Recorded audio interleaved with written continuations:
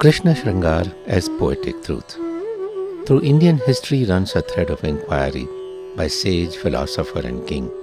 To this list should be added the poet. This fearless search into the inner depths of man's being and the human condition gave birth to some of the most profound insights of the human race, equally through philosophic dialogue as well as artistic expression and representation. While contemplation of Krishna leads to Adhyatmic Satya or metaphysical truth, the experience of the arts of Krishna leads to Kavyagat Satya or poetic truth, both of which are valid and illuminating, and one does not negate the other. Krishna Shringar is not only an Adhyatmic or metaphysical Satya, but also a poetic or Kavyagat Satya. For Krishna in the Bhagavad Puran is human and divine at the same time, Bhed Abhed. By poetic truth of Krishna, we mean that we derive a deep and significant aesthetic experience from the representations of Krishna Shringar, and that this is an experience of Brahman or brahmajnana. The most sensitive and evocative expression of Krishna Shringar is in poetry and then in painting. It is in poetry that life's innermost feelings find refuge, in a world that is constantly changing and one that leads to dichotomies of pleasure and pain. The human mind longs for certainty, continuity, joy and serenity, and that can only come through the realization of truth, and that this truth is above and beyond historical or rational truth. Poetic truth takes us from the Sakshat to the Paroksha, from the surface to something deeper, from material to the spiritual, from the Saguna to the Nirguna. Poetic truth does not involve moving from falsehood to truth, but from one level of truth to another level that is higher. The love songs of Krishna are a Geet, but not Gita. They are songs of Krishna Shringar, to be sung and even performed as we celebrate Krishna's Leelas and Kridas. But unlike the Bhagavad Gita, they are not sacred songs to be sung to impart wisdom. The Gita is set on a battlefield, and the wisdom imparted to Arjuna is didactic. Krishna Shringar Geet, on the other hand, are located in the idyllic Vrindavan, and they are songs of Krishna's romantic moments with the gopis and then with Radha. They are songs of sensual pleasure that arise from Krishna's Madhurya, songs of joyous emotion and romantic ecstasy, of the joyous togetherness of Krishna with whom he loves. They are songs of beautiful moments spent in the Nikunjas of Vrindavan. They are songs of Sanyog and Viyog, of the pleasures of belonging and the pain of longing. They are songs where words convey various colors and the sounds suggest movement.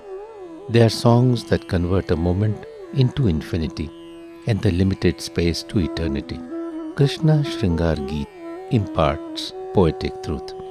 They take us from sensuality to spirituality, from the Sakar to the Nirakar, from Dvaita to Advaita. Such is the beauty and poetic charge of Krishna's words, that they sing and dance, they suggest color and movement, so that we who partake of them are touched by the lyrics and rhythms, and we begin to dance and sing with them and get colored in the color of Ghanshyam. Shringar is ancient, primal, observed and celebrated in times prehistoric and by Adivasis and natives. However, it is in the 9th century Bhagavad Puran that Shringar finds a textual basis, and the romantic persona is none other than Krishna. Krishna shares his love in the idyllic Vrindavan with the gopis, the milkmaids. The environment is pastoral, and Krishna is a flute-playing cowherd who dallies with the gopas and the gopis. Krishna hides his divinity so that the gopis play with him without inhibition and with gay abandon. Whether it is Jalakrida or Chirharana, Pangat Leela or the Dana Leela, Krishna's interaction with the gopis is sensually charged. There are 3 main Geets in the Bhagavad: the Venu Geet, Gopi Geet and Uddhav Geet. In Venu Geet, Krishna and Balram charm the gopis with their presence and the inviting sounds of the flute. The Bhagavad says, when the heart trembles and the mind is full of feelings, It is Krishna who plays the flute, for it is the nada of love, and it is the Venu nada that makes the words come alive as leaves flutter and the peacock dances. The aroma of flowers spreads everywhere, clouds gather and there is thunder, and rain joins the earth with the heaven, and Vrindavan comes to life with gopas and gopis, cows and birds, and the sound of the flute spreads madhurya everywhere. The flute in the Bhagavad does not remain just a musical instrument in the hands of Krishna, but it is transformed into a divine attribute that touches all of Vrindavan. This is seminal, for early in the Bhagavad tradition, the concept that Krishna relates himself not only to the gopis, but to everything that lives and moves around him is stressed. This quintessential concept and the power of the flute, where the flute is the insignia and the footprint of Krishna, inspired poets and painters for centuries to come when it comes to understanding and celebrating the Krishna of the Bhagavad. It is quite apparent that Krishna of the Bhagavad was synonymous with the flute and its sounds, and the Venu Nada is the poetic truth of Krishna in the Venu Geet. In the Gopi Geet, however, there is a distinct note of poignancy in their songs. They have engaged in amorous activities, dallying, romancing, courting and wooing Krishna, indulging in sensual pleasures, dancing to the mellifluous notes of his flute, happy and excited in the joy of being together. As for them, Krishna is human and has to be enjoyed as such. Ultimately, however, romantic pleasures end as Krishna leaves Vrindavan for Mathura at the end of the Rasa Leela, and Viraha sets in with the realization that the pleasures of love that they had enjoyed were time-bound, transient, and of the nature of Dvaita. In the Gopi Geet, it is the Viraha of the Gopis of the Bhagavad that we need to examine and understand, for it is there that we shall find the real meaning of the love of Krishna and the Gopis, and it is there that the sensual shringara ras is transformed into the spiritual shringara bhakti, where Dvaita is transformed into Advaita, and romantic love or love of another changes from just an emotion to brahmajnana. Understood deeply, it will become clear that the Viraha of Krishna is an essential part of the love of Krishna.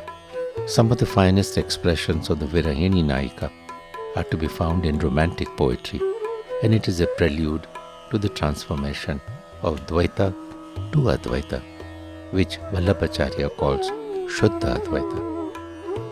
It is in the Uddhav Geet that Dvaita has finally been transformed into Advaita. For the gopis, the footsteps of Krishna are everywhere in Vrindavan. The Basuri of Krishna is heard in every sweet song of the birds. The fragrance of his Vanmala is to be found in all sweet smells, and the color of his Pitambar and the Ghanshyam of his body is the color of the earth and of the sky. Krishna pervades everything from the earth to the sky. Nay, he brings the earth and the sky together. Krishna of Vrindavan is now in all the Pancha Mahabhuta, Bhu, Aap, Tej, Vayu and Akash, and that in turn is what resonates within the mind and the heart of the gopis. This is Shuddha Advaita, which has none of the emptiness of Advaita Vedanta of Shankara, and does not insist on the sacredness of Vishishta Advaita of Ramanuja, but it is a treasure of what is sensually rich and emotionally robust, where the world is not negated, but instead it is a manifestation and embodiment of the Shringara of Krishna. Shringar suddenly takes us on another meaning. It does not remain just the romantic love between Krishna and the gopis in Vrindavan, but it is the pulsating love and shimmering beauty in the entire universe. It is in every beautiful color and sonorous sound. It is in the touch of fragrant winds and the assurance that we are tied to each other by honeyed threads of love. For Krishna of the Bhagavad is Swayam Kavyam and Akhilam Madhuram. So as we finish singing the songs of the Bhagavad, it becomes clear that there are two main features that takes us to the poetic truth of Krishna, namely Madhurya and the Basuri. Krishna's Madhurya is unique, for even as he remains a cowherd in love with the gopis, He does not abandon his sweet and charming ways of talking and walking, dancing and playing.